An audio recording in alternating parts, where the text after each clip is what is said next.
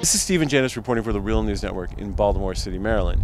Tax breaks for developers have been a big issue in Baltimore, and some thought that story was over, but it turns out it's just beginning. To get a sense of just how expansive Baltimore's latest tax break finance development deal is, you have to drive.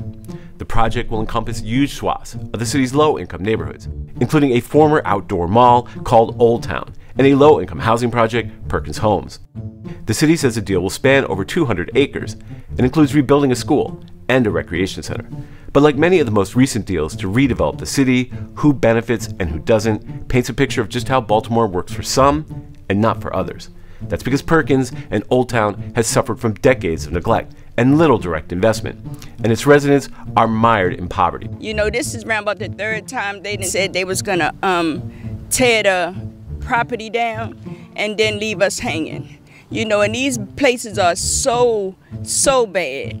You know, the rodents, the bed bugs, the smells, the pipes, everything is wrong with these places. But even with this fraught history of neglect, the city has floated a plan to give a generous tax incentive to developers who propose this massive redevelopment. The city is considering offering a possible $250 million TIF, or tax increment finance incentive, to a group of wealthy out-of-town developers, says Baltimore Business Journal reporter Melody Simmons. So my sources are telling me the TIF is somewhere around $250 million, even though the price tag has not been identified yet. A TIF allows the developer to plow all future property taxes back into the project through city-backed bonds. It's a boom for developers that city officials often justify by arguing the TIF pays for infrastructure or amenities. And they're also going to be adding a lot of infrastructure and cables for high tech, which that area doesn't have right now. And for this particular TIF, it is linked to a developer who has a fraught history of taking advantage of city largesse, BD Development. In 2013, BD used Perkins Homes to sweeten his deal for this project, Harbor Point. He included the household incomes of Perkins to qualify for an additional $80 million in enterprise zone tax credits, even though Perkins residents received nothing. That they're going to move all of us back in here and it's going to be a better place and all that, because half of the people not going to be able to come back at all. Which is why City Council President Jack Young says he is opposed to the TIF for the Perkins Old Town project. At first it's just supposed to be Old Town. Then they're adding Perkins because they're going after a choice neighborhood grant. He says he wants assurances residents of Perkins can come back once it's completed. If they're not going to bring these people back, then I don't have an appetite for a TIF. I have to have a guarantee that these folk who live there can come back. Because what I don't want to see is that neighborhood gentrified. And it could be quite a big, some people saying $250 million. TIF for developers. I don't have no appetite for no $250 million TIF at all. Why not? Because it's just too large of a TIF. A concern echoed by Councilman Robert Stokes, whose district includes the vast majority of the project. TIF should be based on we can get as many people back there because they stayed there when it was riddled with crime, no recreation, no after-school programs. They should have the same opportunity to come back and enjoy what's going to change in that neighborhood. We asked BD for comment, but he did not reply.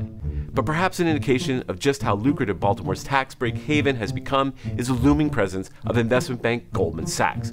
Goldman is one of the largest investment banks in the world and has been accused of predatory practices. And yet Goldman has invested $233 million in the city's largest tax break to date, Port Covington, a veritable city on the water owned by Under Armour CEO and billionaire Kevin Plank. But the real news has learned that Goldman is an investor in this, a 200-apartment complex on the city's west side, a project that also benefits from a tax break called the Pilot, which allows a developer to forego paying property taxes for years. We asked Samara about the latest series of deals. There's an article about the proposed TIF, possible TIF for Perkins Homes redevelopment and the Old Town Mall. Have you taken a position on that? Do you support a tax break for developers to redevelop that? Well, I am actually meeting with the team that's working on the Perkins Home project, and I can give you more information after that. But let me just say, as we give tax incentive financing to areas in our downtown part of our city, I think it's important as we're developing neighborhoods and communities that we look at the kind of opportunities and tax breaks that we'll give for that kind of development as well. Do you feel like the residents of Perkins Home are going to benefit? I mean, it's basically going to developers, not to the residents. I mean, well, again, I haven't had a conversation with them yet, and we haven't determined how a TIF would be used, if in fact it will be used at all. So at this point, you're not sure if you support a TIF yet. You haven't made up your mind, or are you still considering? Just so I understand. Well, I don't, again, I'm meeting with the group. I think it's this week, it's on my schedule, and I'll be able to give you better information. I don't like to give misinformation. Okay. And the involvement of Goldman Sachs. No, they were in just last week, didn't say anything about the bonds, did talk about, they came in with Goldman Sachs.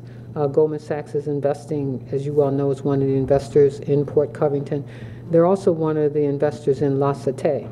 I've also asked them, Goldman Sachs, to take a look at what we're doing at Mondawmin.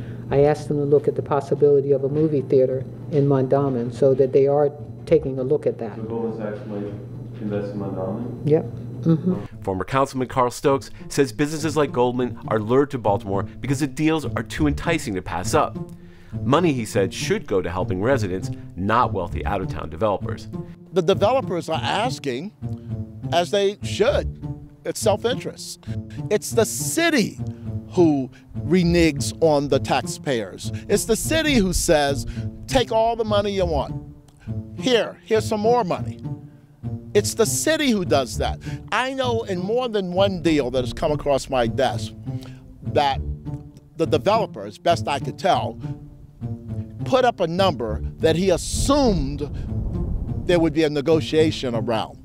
He put up a high number and assumed the city would start fighting with him to get down to a lower number. I say this because more than once a developer has called me a year in advance, 2 years in advance, and said, I need X number of dollars. You think they may work with me? And I said, of course, call them. Let's see what happens.